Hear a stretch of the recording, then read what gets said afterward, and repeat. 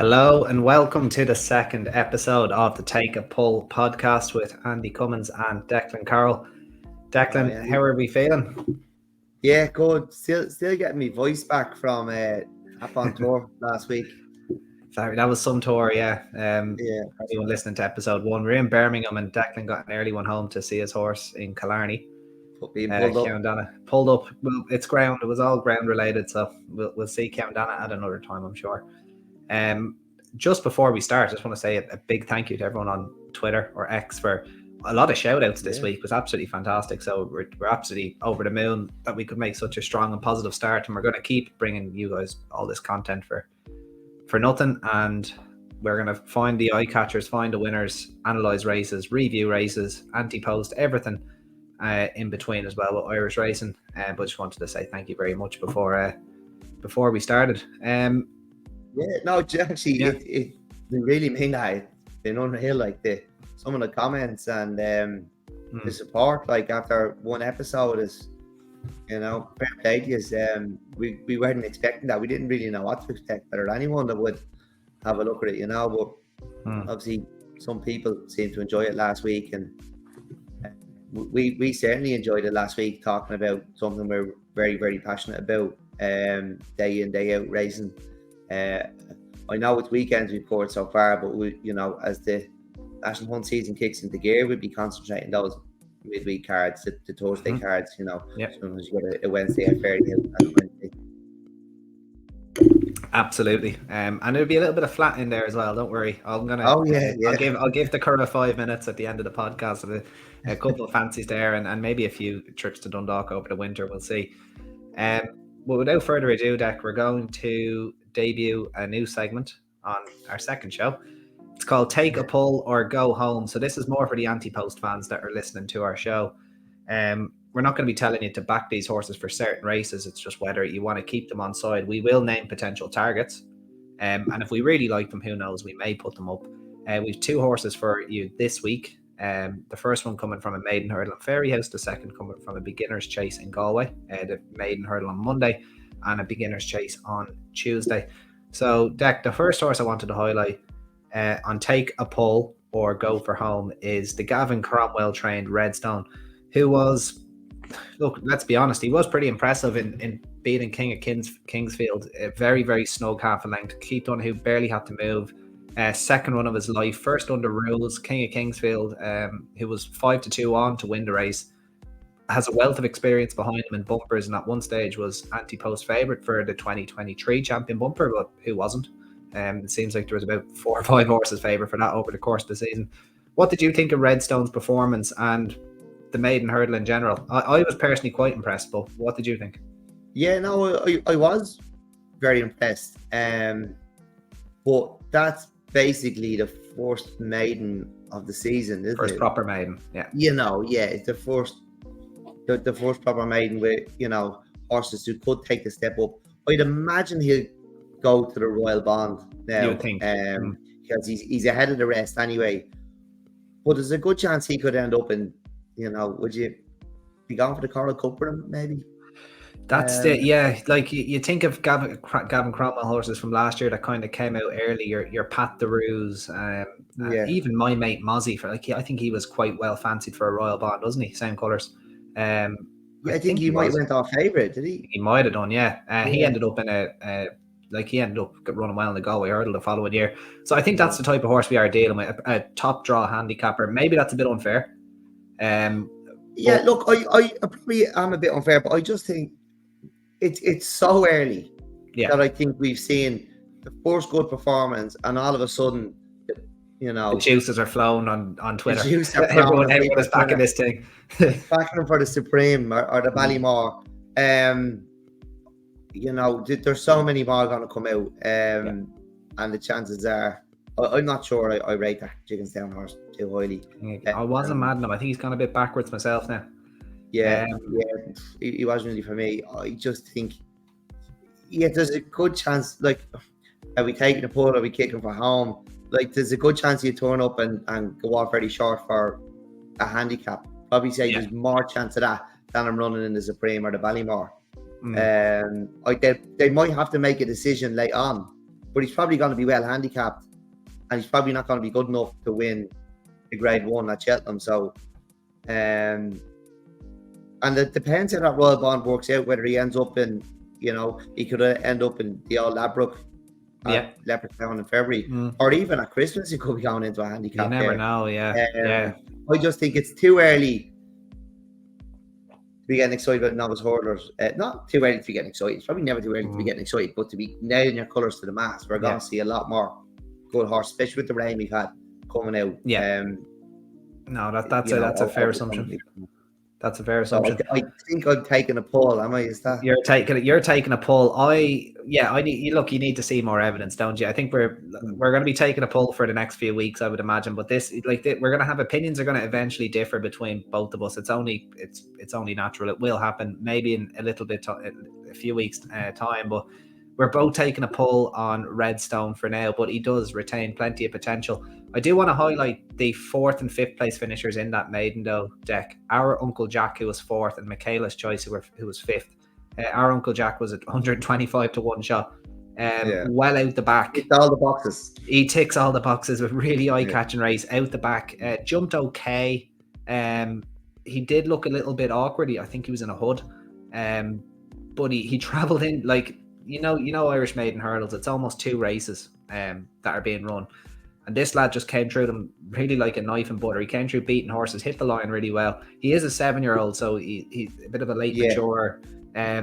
Look, I think this could be a horse that you pick out at Christmas time, maybe around Limerick, if they get a couple more quiet runs into him. He was pointed out to us on Twitter today as well by Anti-Paul Stangle, I think it's the name.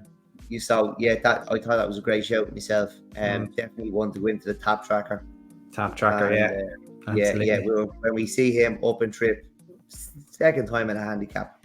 But he might be, I don't know. I'd have to watch it back again, whether you'd expect him to do a first time or not. Like we said last week, we're talking about these lads doing a second time in a handicap. They're usually rated in the 80s, so he might be a bit better than that. And he's probably a more mature horse. Yeah, absolutely. Best bit of form was getting beaten by the company sergeant by 6 lengths in a bumper last season, which in retrospect to the form that the handicaps he's likely going to be running in a couple of months' time should, it at least tells us he has ability. Michaela's Choice, very, very similar profile, a 7-year-old with quite a bit of experience in bumpers. This lad's actually had 2 hurdle starts now, so we actually might see him a little bit sooner in a handicap than our Uncle Jack. He actually started quite prominently and was taken back after they went by the winning post the first time. He just stayed on 1 pace though. He just looks like a horse that's going to need to step up and trip, but he showed enough for me that there is ability there. Best run probably came when getting well beaten, 5th of 10 in a bumper behind Westport Cove at Fairyhouse. But he is definitely one, maybe on softer ground and a step up and trip. He showed plenty for me at the level that he's likely going to be at. So that's another one, the 4th and 5th from that maiden hurdle into the top tracker for me. You happy to move on there, Deck, or anything else from you? Cool. All good. Part 2 on Take a Pull or Go for Home was the impressive chase debut of another Gavin Cromwell trained horse, Percival Lagawa, who was last seen winning a 3-mile handicap hurdle at the Dublin Racing Festival before his transition to fences this season. Look, he didn't really put much of a foot wrong. Was only extended out again, hands and heels, if you even want to say that. His biggest rival at the weights on the day, It's What Unites Us, just stopped to a walk and was pulled up, bitterly disappointing. So, look, this lad only probably did what he was entitled to do. Was worth noting that he was starting here over 2 miles too. We know he gets much further over hurdles, so anything he was doing over this trip is a bonus, but you have to also factor in the fact that he was well down in trip as well. So, Deck, are we going for home or taking a pull with Percival Lagawa? Look, again, as people mentioned him for the Arkle, he's no chance in that. The Arkle, he's absolutely no chance in that for starters anyway, but go on. The Arkle winner's probably not back from his hollybops yet. No. Look, I don't know. He was kind of well fancied and well backed all last year, wasn't he? You can't be any more impressed with the performance, but I don't think he's going to be running in Grade 1 races come the spring. No, not in the spring. No. They might begin to make hay sooner. You kind of mentioned off air the handicap at Christmas. Might be more his thing rather than if he wins that.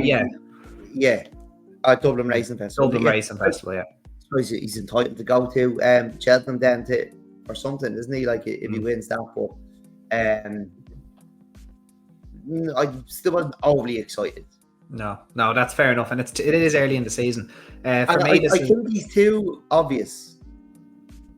Is that because he came out early and he's the first horse? Kind of he's like the Magpies type of horse, the new shiny toy. And he's trained by Gavin Cromwell. He was fairly obvious all last season. There was people every time we went racing.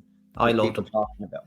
Sorry, I loved him. I think I landed a touch in that handicap hurdle. He always was quite a fan of him. Now that's because I got done in the Pretemps qualifier Christmas time.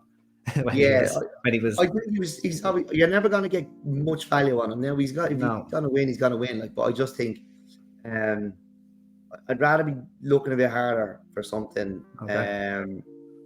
And I think we will find something. I think he's going to be too obvious to everyone, including the handicapper. Okay, fair enough. Unless Frank makes a phone call and it's deal done. Listen here. I think he could morph into a future national type. He's a treat. He was only turned 6 and he was winning 3-mile handicap hurdles at a very, very well respected festival, doing absolute handstands. Wasn't stopping at the line, jumped really well, I thought. So yeah, he's probably a horse for next year. I'm going to be taking a pull on him. But he is one that maybe when he sees extreme trips, he's taken to the game well. I'd be quite willing, but he's best watched for now because he's probably going to run in races like the Drinmore, races at Limerick or maybe the Topaz or whatever at Leopardstown.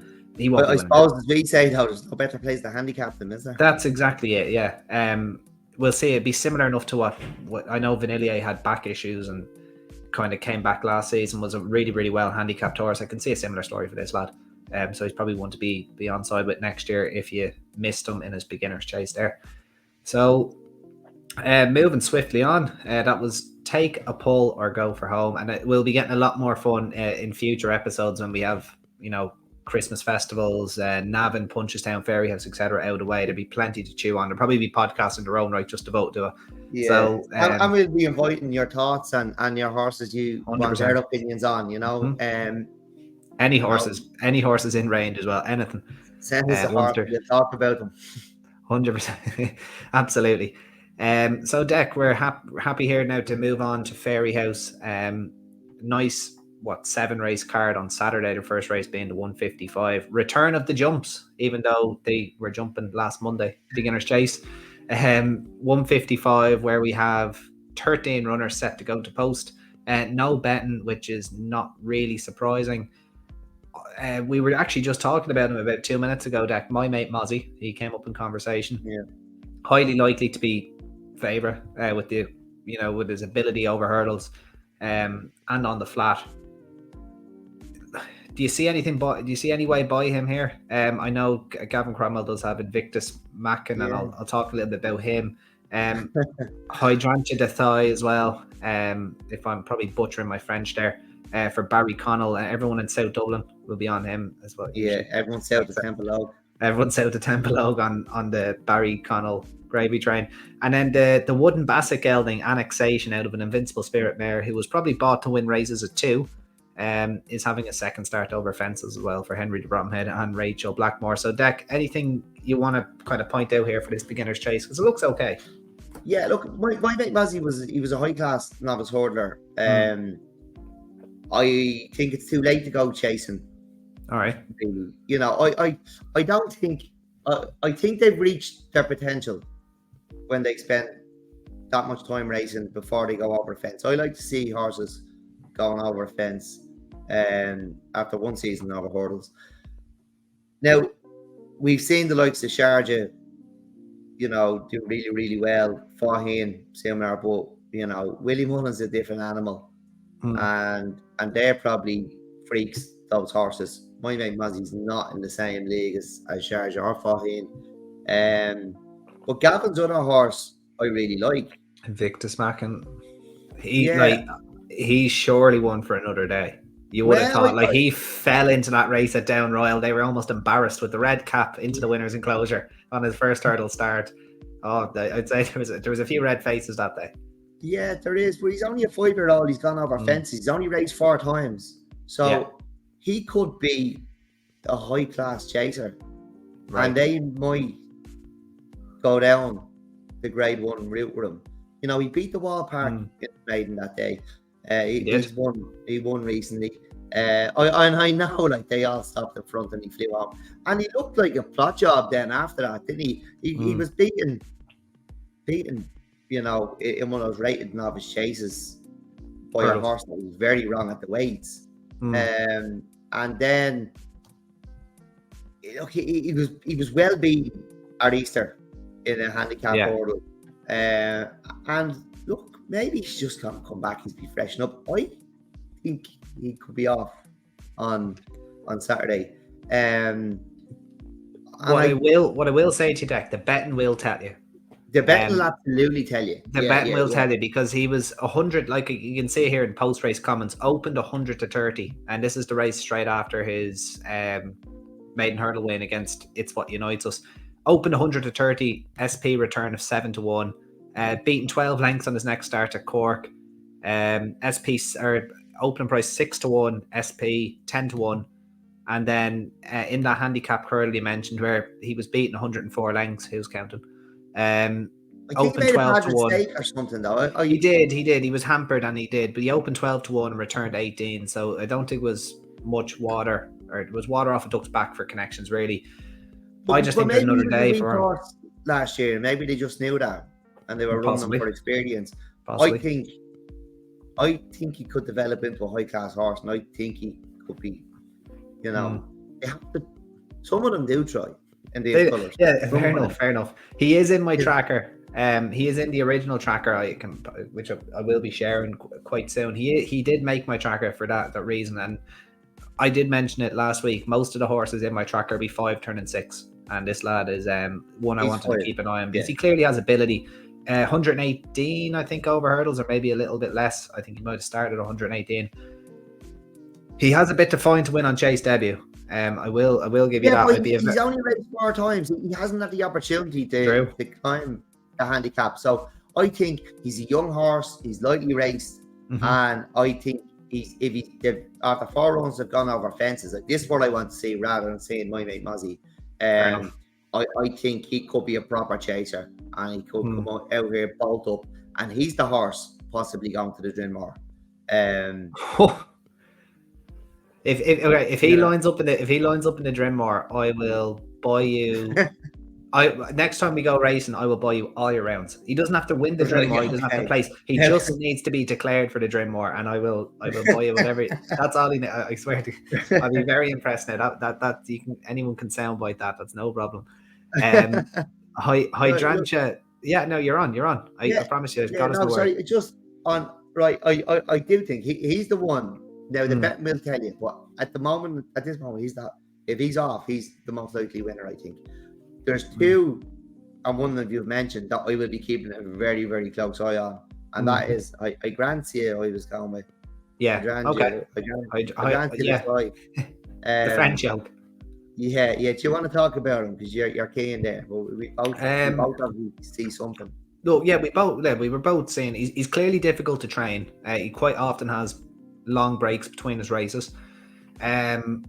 Really impressive in beating Pat's Choice at Galway around this time last year, and then was only 9 to 4 to beat San Salvador and a horse I really like in oh my god, what's his name, Captain Combi, in a handicap on New Year's Eve at Punchestown, and he was beaten 12 lengths, but look, I think he bumped into 2 very nice horses that day. He's going chasing. He's a big strappy big lad, might need a little bit for absolutely gorgeous young lad. Now my only knock here is he's probably going to want further. My only knock here is he's probably going to want a little bit further than 2 miles. He's clearly a better horse at 2.5 has shown over hurdles. That's not to say it won't be an inconvenience. We've seen horses regularly drop back and trip for a chase debut and win well, but he does retain a lot of potential. But anybody that anyone that's earmarking him for possibly anti-post targets would need to note that he is difficult to train. If you do look through his form, because he does have long breaks. So, anything to add to that, Deck? Or? Just on here, no. Look, he's one I'll be keeping a close eye on. I don't think he's going to win this race. I don't think he's going to try. I'll be watching his jumping and hoping that he jumps well, gets into a nice rhythm, and we'll watch a bit more the next day, and then a bit more the day after that. And then Gavin Cromwell has another one there, Deck. Is that the other one you're going to list? Mr. Wilson, or was it different? I was second guessing you there. No. I think it's Philip Rodwell, is it? Captain's nephew. Yeah. Look, a 6-year-old was rated 123 over hurdles. He ran respectively in big handicap hurdles at Fairyhouse at Easter and at Punchestown at the festival. Again, each one I'm going to be keeping a close eye on. Wait to see what mark he gets. You want to be below that 123, don't you? And he's definitely one for handicaps. Philip Rodwell is kind of always in nice bit of form, I think. Yeah. Very good hander, and he's been getting winners, a lot of winners recently. So, again, you want to see this fella to get into a nice rhythm and not get too close to Invictus machine. There is a race that Philip Rothwell's won a couple of times in the past at Leopardstown on the 29th of December. A Dare Manor opportunity handicap chase. It's usually novices have a good record in it as well. It's over 2 mile 5, and it wouldn't be a surprise they get 3 runs into him and go somewhere like that. That's pretty much everything for me with the beginner's chase, Deck. Anything before we move on? No, who was the one you were going to ask about? Sorry, Mr. Wilson. It was a 4-year-old down the bottom there making his second start over fences. Ran respectively behind Lucid Dreams at Sligo. I would say he'd need to improve on that, but he's just an interesting one with one race under his belt, getting the weight allowance as a 4-year-old. But that was the one I thought you might have been leaning towards before you came up with Captain's Nephew. No worries. Look, you watch this race, you do. You do. You don't have to have a bet. It's like I'm going on Saturday, and all right, okay. IR7 been nice enough to give us tickets with a meal included. So thanks very much. Lovely. Happy days. Well, I was here last year, and you had some nice winners in the card. Am I right? And Broomfield Hall. It is a nice card. I just love beginners chases in the autumn. Yeah, they're brilliant. There's so much potential. You could just watch them again and again and again, and you're seeing horses improving from hurdles. Nail down a marker as a good chaser, a good grade 1 novice chaser, and then you have those are getting into a nice rhythm out the back, and you're keeping an eye on them. You make your money on them down the line. Yeah. Exactly. When you end up backing something that's tailed off in the Drinmore, you get it back in a handicap business. And that's the other one in that race.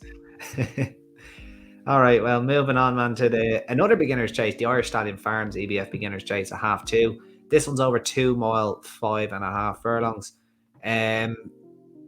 Look, I would imagine flanking maneuver is going to be the one to be here. Again, another horse who's quite difficult to train.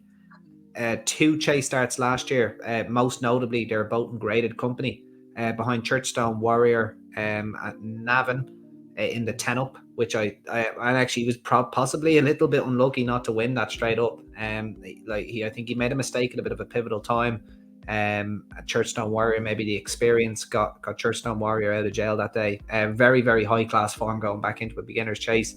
And then he wasn't as good the next time behind Journey With Me at Nace. But again, coming back to 2.5 miles, possibly softer ground not to sue, albeit he was a winner on heavy in maiden hurdle company in a race that he was probably entitled to win. So, Deck, I'll let you have the floor again. look, I would imagine flanking maneuver wins this, and then you probably try and find something in behind for a later date, is it? No, I don't have him down as the winner. I think this horse with more potential here. All right, okay. But Yeah, we're talking about the horse that's ran to probably mid 140s. Is there anything here that you think could run to that on Saturday? Well, like some of these are so they flow. He's so lightly raced. He's raced 4 times. He's 6-year-old. He won a maiden hurdle over 2 miles 5. This is a beginner's chase over 2 miles 5.5. He was third to Franciscan Rock. He was in a maiden hurdle. I think it was in Cork. You know, you can. What was that? Where did he run to that mark? In the 10 up, was it? In the 10 up, comfortably ran to that mark. Yeah. Churchstone Warrior disappointed afterwards, though, didn't he? I think he got injured. He did. He got injured on his next. I think he got injured in his next start. Right. Oh no, he didn't. He didn't. He won that and got injured. He just won that and got injured straight up. They were going to the National Hunt Chase with him, and he got injured. So we haven't seen him he ran in the Irish National, didn't he? No. He got injured in his prep for it. Yeah. So right. Look, I just like seeing horses coming in with the potential, and horses can improve so much when they see a fence and they jump a fence.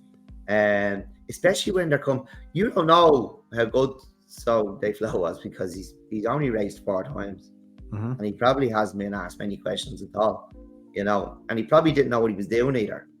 But he's another summer on his back, and he's out early. And I think I fancy him to win this. Now there's loads of them, you know. Is it Gavin training Le Malmaison? I'll be keeping an eye on her. 5-year-old. She was a maiden hurdle winner. She was hammered on her handicap debut. But look, you know, we won't worry about that. Interesting to see how well she jumps. Fairdown Place is another one. Look, he's not going to be able to run to that mark tomorrow that you're talking about. But like, he's won off 108. He was actually he placed ahead of Kiandana. When Penny Jar won the race, Kiandana turned for home, looking like he was going to win. It was 2 mile 6, I think, and he just found absolutely zilch. He was second off 118 at Easter. Definitely one to watch going over the fence now. And Carrick Rock and Digby I'll be watching them all. You're always be going like a tennis match, trying to watch them all jump the fence. They're just horses. I like the profiles of them, and I'm going to be looking to see how they jump. And as I said, like, get into that nice rhythm again. Champagne Classic and Am I Right have won this race in the past. So it's early in the season. We can have nice horses winning it. It's just I'm not overly keen on flanking maneuver, and you know, like to look at this how they flow. I think they kept flanking maneuver for a proper novice campaign. Now he is 8 rising 9, which obviously you need to see. That's the thing, like, you know, how much is he going to improve? I don't think he needs to, though. That's the thing. The rest of them do.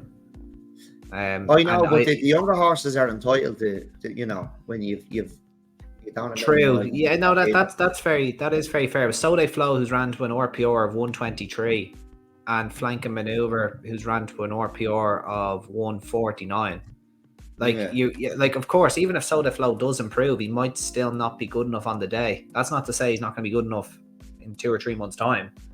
But I think he's given a lot away. He's given away chasing experience. He's given away, as of right now, all-known ability. I would be very surprised if Flank Maneuver isn't 2s or 3s on to win this race, to be honest with you, based on what he did in the 10 up. How much you having on himself? If I get even money, I'll try and get the Capulet money back from last week for anyone who listens to the other podcast. I think he'd be long odds on, to be honest. Genoa has a nice yardstick, 128. I do quite like Digby. I thought he had a decent enough season last year without troubling the judge. Could be one that, you know, takes to chasing quite well. He is a big lad. He'd be the one I'd be liking to keep an eye on, but I just think Flank and Maneuver is going to win this race, and we'll kind of reassess at a later date. Okay. Anything else there, Deck? Or are you happy to move on? No, happy to move on. Brilliant. The O'Neills.com handicap chase is next over 3 miles, 115 and below. Or it's not 1, 2, 3, but 115 being the top way here. Only 8 runners. This looks hard. That's all my notes really said there. This one looks difficult. I had to go through this twice, and I kind of found, went through the first time looking for certain things, couldn't find them, so I had to start again and have another look at each horse. But I do think I found the one too. Okay, go ahead. You're a brave man to me. Good night and God bless. Good night, God bless. Yeah. Yeah, look, she bumped into Men and D twice now. Last time at Kilbeggan, she's up £3 for that. But they were 12 lengths clear of the third, and the third has won since. I think she's a great chance there. But as I was going through it a second time, I looked at Sweet Will. He was pulled up on his last 2 runs over hurdles. But he's been given a good break. And that hurdles mark could be a little bit inflated. It's 126. He did win at Doncaster. So I don't know whether he's just got one of those silly ratings in Britain and come back, and the handicappers kind of had to keep it around the same. But he's only rated 110 over fences. Right. He was challenging when he unseated off this mark on his last chase start. Now that was a few runs ago. I'd be happy to put a line through the 2 hurdle runs. He might just be, which sounds strange, but he might just be a better chaser, even though he's rated £16 below. I don't think that hurdle mark is real, 126. I think he's gone and taken advantage of probably what was a poor race in Britain. The handicapper's thrown a bit on him. He's won, and the Irish handicapper's gone, well, what do I do? He's gone over there and probably won a piss poor race off this, inflated mark. I can't fucking bring him back down to where he likely really is. So if you're happy to forgive him those last 2 runs, I think he's got a great chance here. Lovely. Well, I'm not going to be able to add much more to that. Sweet Will, I like, actually, look, as you said, he's won 2 races in England. Only a 6-year-old having his 4th run over fences. If you think he jumps as well as he hurdles and he's £13 well in as a result of, winning in England, it's a no-brainer for me, really. I'm happy to follow you in there. I don't really have too much of an opinion here. Who do you think, just for forecast purposes, are you Good Night and God Bless or Sweet Will? Who wins? No, Sweet Will to beat Good Night and God Bless. Okay, very good. So not reversed. No, fuck that. Not reversed. Fair enough. All right, well, moving swiftly on to the Irish Stallion Farms EBF Mares Maiden over 2.5 miles. These are the races. I do like the Mares races. I like the Mares National Hunt Programme. I said it last week. They're underappreciated a lot of the time. More so usually when they're of a bit better ability, especially in the spring festivals. But we'll have plenty of episodes in which to cover that. We might have an episode just on we might mares. Just have an episode on mares, yeah. that would be that would actually be a good idea. A lot of 4-year-olds in here, and that's instantly, when it comes back to age, how much improvement there could be under the tank. I'm always going to have a look at the 4-year-olds first, but before I make any comment, Deck, I would imagine Meet My Lorley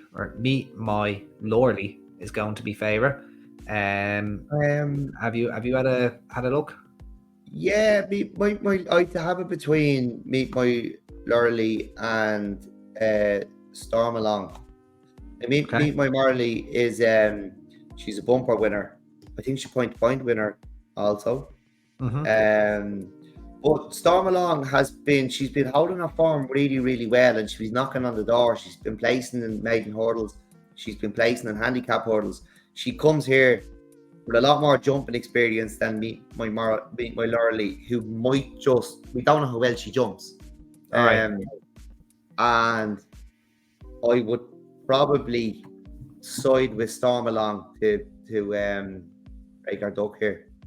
All right, okay. It might be just that jumping experience that wins her this race. Like I said, she's been knocking on the door. She's been asking the questions. Okay. Now I know Meet My Lorley has won a point, but she's coming up against a quite experienced horse here on her hurdling debut. She has. Now she's also won a bumper. She's also won a just bumper. about. Yeah. She also won a bumper, but look, I just think that hurdling experience might just edge it for They need to jump. for Stormont. Now, there's another horse in the race I'm going to be keeping a close eye on because she's stepping up half a mile. Colin Dana. She was beaten 60 lengths last week over 2 miles in the race won by Hypotenuse. We discussed it last week. Yeah. She ran on past beating horses. It could be a mistake to run her over this trip. I think they could show their hand too much. And especially in probably what's a weaker race, most likely. Yeah, I think the handicapper's gonna go, oh, look at this thing, and they're gonna get an extra few pounds for what they show here. I think they should have kept her 2 miles. So I'd be expecting to see her running on again and probably getting too close. There's nothing the jockey's gonna be able to do. And have to fucking wave his arms a lot. And yeah, exactly. You know, the thing when you step up to 2.5 miles and you have a horse who wants it, they're gonna, well, they come home in their own time. They're gonna be coming home past. They're gonna start enjoying themselves and coming home past horses that are just not good enough. So I think it's a mistake, but I'm gonna keep an eye on her. Okay, I'm gonna be looking for what I'm always looking for. Fair enough. I will still back her. You know, for the second time in a handicap, but she might end up carrying a couple of pounds more than she would if they what she should be. Yeah. The only one that really like the ones that do catch your eye, Ballybow Anya, who I thought you would bring up, point-to-point winner on her only start of her life. Look, form isn't anything spectacular by any means. She went unsold at a spring sale. I believe it might have been Aintree at 75k. First time for Paul Nolan. She wouldn't need to be a superstar to win this race. It is probably worth noting she didn't jump the best on her points debut, which is completely fair. It was her first run of her life. But if she does have that sort of ability to win a point-to-point, she might be worth taking a look at here. But the only thing is that you're dealing with a Paul Nolan horse that's won a point. She's probably going to be priced accordingly. But she clearly does have ability. So it would really depend if she was third or fourth in the betting. She might be worth a little look. But she does look like a stayer in the future. Especially by the way she jumped, like she was only staying on really to win that race. Mabel in May also quite interesting for Connor Maxwell, who I believe is training and riding. Scirocco mares, obviously any power. You always have to kind of keep a look. The dam is related to a couple of winners, so she might be worth keeping a look on. You wouldn't be backing her now, but it would just be interesting to see how she gets on. And obviously both of them only being 4 years old. Plenty of time for them to, learn and play their trade at a later date. You happy then to move on, Dick? Yeah. Happy days. Next race, book your winter festival tickets, handicap hurdle. I think some of the winter festival is a reciprocal for Leopardstown members, if I'm not mistaken. It's Saturday, is it? It's Saturday, yeah. Looking forward to it, as we do every year. So this is an 80 to 116, so it's nearly in your kind of territory, Deck. Although there's no horse in this race rated below 99, so that just shows you how hard it is to get into a race, and never mind win it. But it is, I suppose, undersubscribed, so there's probably a kind of a gaff meeting on later in the week, or Downpatrick Friday. I'd say there's a lot where these horses probably run. Yeah, there's. I had a quick look through Downpatrick. I might mention a couple. We can later on, get it after. I mentioned later on. But I actually found the handicap hurdles. There's a 0 to 116 and there's a 0 to 95. These two races are coming up next. I actually found them quite tricky tonight. We struggled with them a little bit. Look, you don't have to bet in every race, and I know these are the races we're kind of talking about getting stuck into, but you don't have to have a bet because they're not to 95 or they're not to 116. If the right horse is not there, you're welcome to swerve it. And saying that, like I did have a look through, and you know, after Wordsworth winning emphatically, which I'd be taking a pull on, will you? Oh yeah, Jesus! Yeah. My horse would be almost throwing its head up at the sky and pulling that hard. Go on. I Art of Silence. Look, he beat Wordsworth in the maiden at Ballinrobe. The third has won since, and obviously Wordsworth has won for the Pipes. Somewhere in Britain, I can't remember where it was. Bangor, I believe. Bangor, was it? Oh yeah, Britain in Wales, yeah. He's been running on the flat Art of Silence since. He's off 116.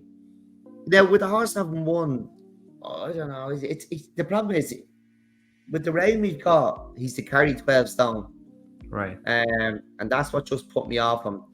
Now the horse I've gone with is only carrying a pound less, you know, which is not really a whole lot better, but it's the Dasha Conway. He has been chasing and he's won off this mark over fences. He was beaten 14 lengths off this mark in a handicap at the Punchestown Festival. This is going to be easier than a race at the Punchestown Festival, and he does handle the ground. So in a race that I'm not overly keen on anything, you know, Art of Silence first time in a handicap, the form's looking strong. I'll be hoping to see him doing well, but I'd probably, when it comes to my head, I'd be siding with the Dasha Conway if I had to have a bet. Fair enough. I will be having splinters in my arse on this one. I'm sitting well on the fence. Nothing really for me in that one. Now, speaking of difficult races, I know you just mentioned Adair deck, but the Adair Manor Opportunity Handicap Hurdle at 80 to 95, the 10 to 5 race. Holy Jesus, this isn't easy. Like, there's a couple of horses here that were, you know, they're basically at the basement mark of 80. Nearly, what, 1, 2, 3, 4, 5, 6, 7 of them? 6 or 7 of them? This is not easy at all. I want to say, like, maybe Say It First is probably going to be your favorite because she's won in this company and is able to stay in it, which is usually a good system. I know your lad was able to do that deck at a higher level when he won it down Patrick and then followed up at Killarney. Say It First has the luxury of doing that, and with her form, like, she was always improving, getting a little bit better with every run. She looks to me like a mare that's just improving now. And the only kind of slight question mark is the 5-day turnaround. Even though she won over this course and distance, this is their jumps curtain raiser. Even though she won here 5 days ago, but yeah, no. Say It First. To be honest, Deck, your horse opened my eyes to it. If you're able to stay in this level of race for more than one attempt, even though they're favourite, it's probably, you know, they're going to at least, you know, be banged there. The only issue here is the 5-day turnaround. How did you see this race? I thought it was a bit of a minefield, and I really struggled to have a strong opinion on anything. Right. And it wasn't one of the ones I was overly keen on. It's hard on the ground, is like it is to turn it around that quickly. Right. When we done it in the middle of summer, it was on good ground, you know, and I see where you're coming from, but it wasn't one of the ones I looked at. I think the most likely winner for me, and she's a maiden, is Banana Bridge. She was second to Say It First on they ran the same race. So but no, go on, make your case. Yeah, no, look, so she's creeping up the handicap, but with some solid runs, like, you know, she has been in good form. But I think Connor Smithers is taken off the 4 pound, which she hasn't had. I'm not sure who. I think Jody McGarvey might have rode her that last day, and I'm not sure. Maybe Jordan Gainford. Jordan Gainford. Yeah, and Jordan. But look, the 4 pound is coming off now. Yeah. Just, you know, I know she's raced a lot. She's ran a lot, but she's a horse. It looks like a horse who's improving, knocking on the door of winning a race. But sometimes at this level, it takes that many races.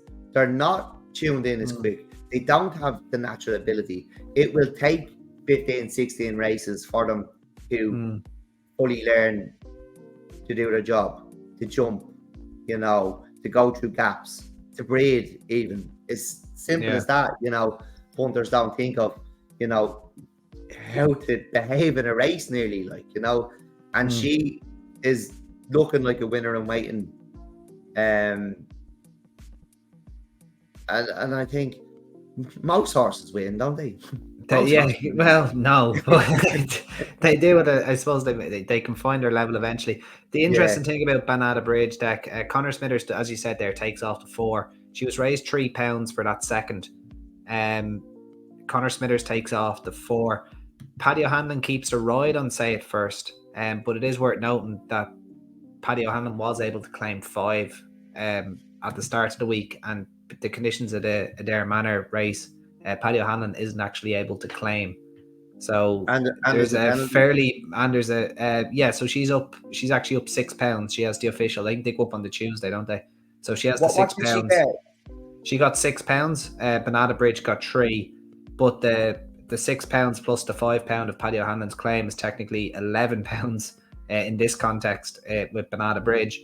And Connor Smithers taking off the £4. So essentially, you can say Banana Bridge is £11 better off now for the half a length. So you can definitely make the case. I've probably just mugged myself off now just with this whole this whole saying. But Banana Bridge, he wasn't doing a tap in front, to be honest. But it is going to be close between. They probably have it between themselves again, to be honest. The others. We're probably looking in the right direction.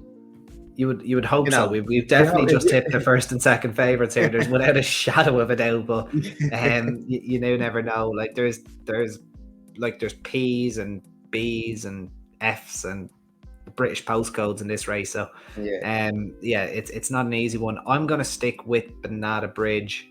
We probably have the first 2 home there with Banana Bridge. No, you're sticking with. Sorry, Say It First. I'm saying Say It First. You're sticking with Banana Bridge. Yeah, I'm sticking with Banana Bridge. There is a couple more. It was just go on. Maybe horse to keep an eye on. Copper Coast. It's his handicap debut. He was pulled up the last day, but the jockey might have just been looking after him instead of getting a third fall after making a mistake.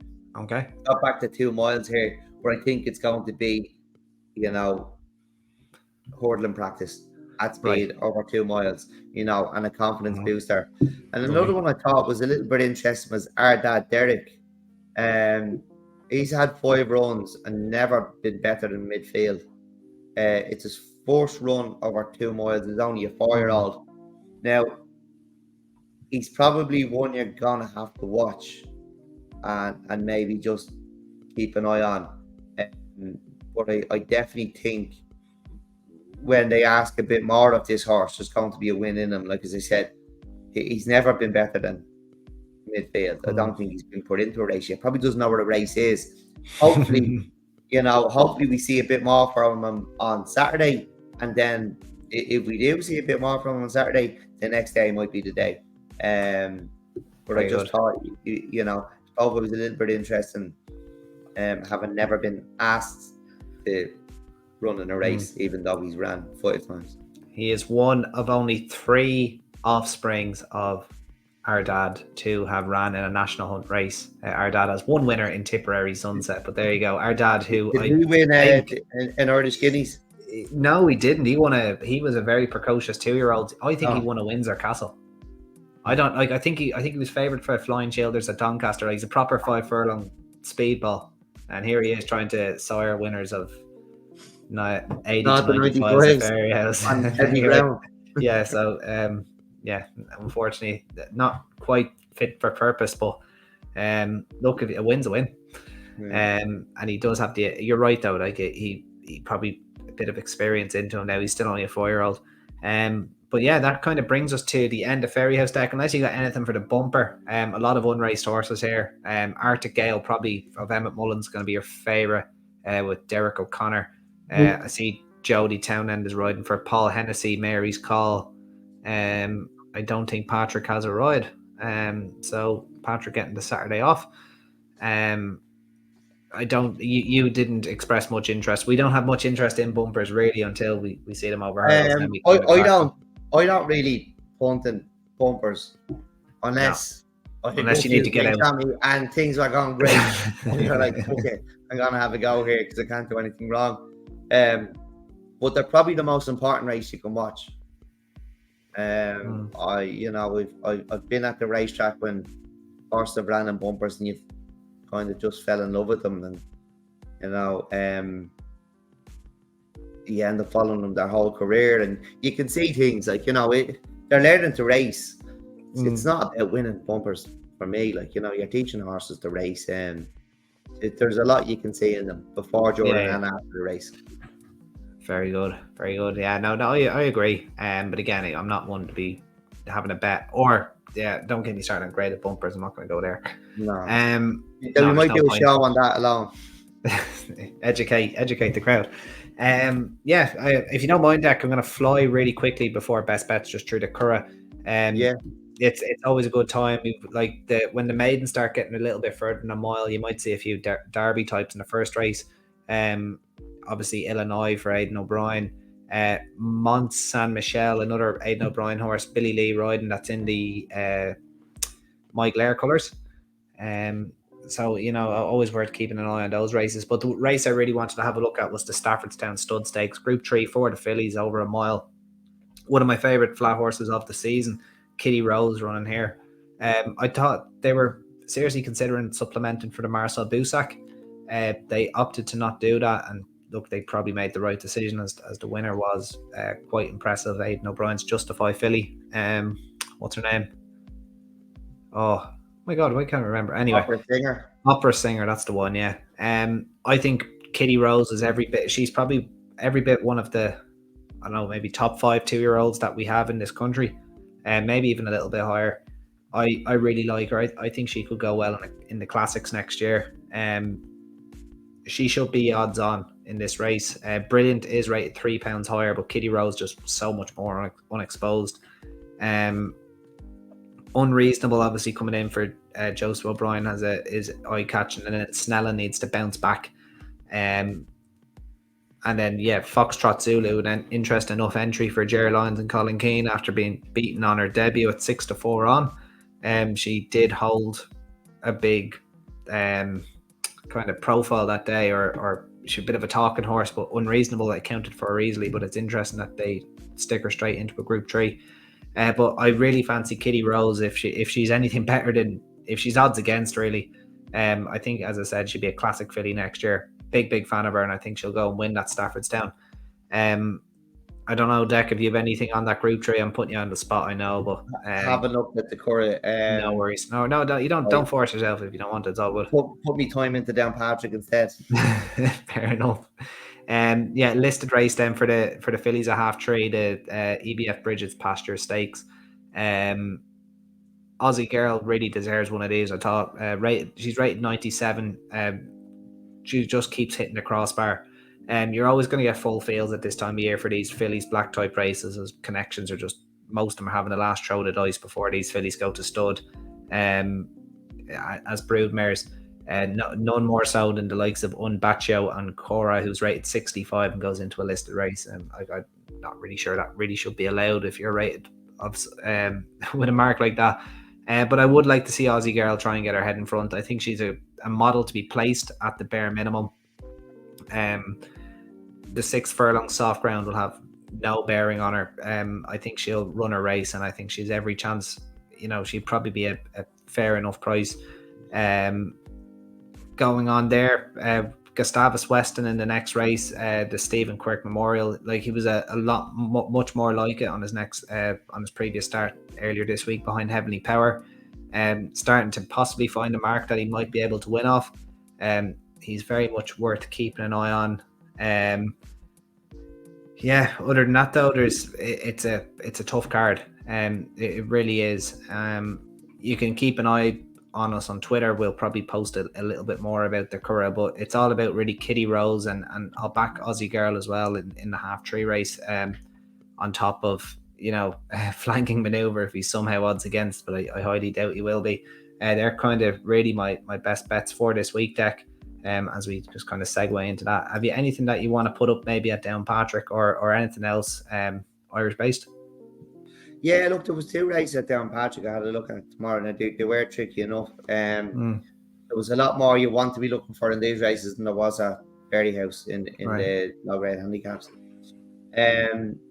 At 3 o'clock tomorrow, there's 2 horses who ran quite well behind the Tony Mullins horse that was really, really wide at Navan. I can't think of the name now.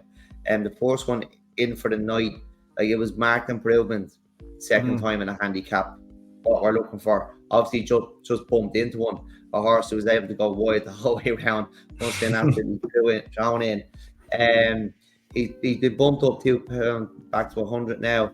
But the horse that was 5th, Always Force It, it's one of Gavin's. He came home really, really well to finish 5th, and that was his handicap debut. He's been nudged up 1 pound. He's only a 4-year-old, and or maybe it's a mare. Is it Always Force It? Anyway, look, that's probably the more standout of the 2 for me. But there's another one further down, See the Sunset.